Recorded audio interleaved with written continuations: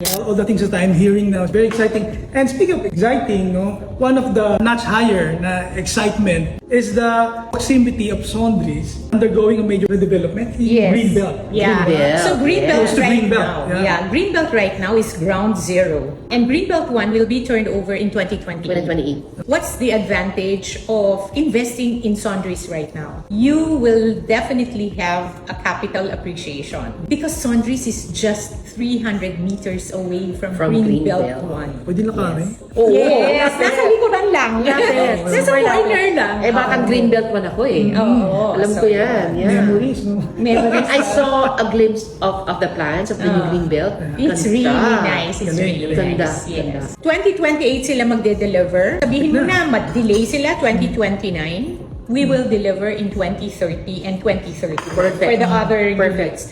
Which means, before we even deliver, your units have continuously appreciated in value, more so after the turnover of Greenbelt 1. Galing. Yun yung the pinnacle of capital appreciation. Very close Exactly. Greenbelt, Sondris.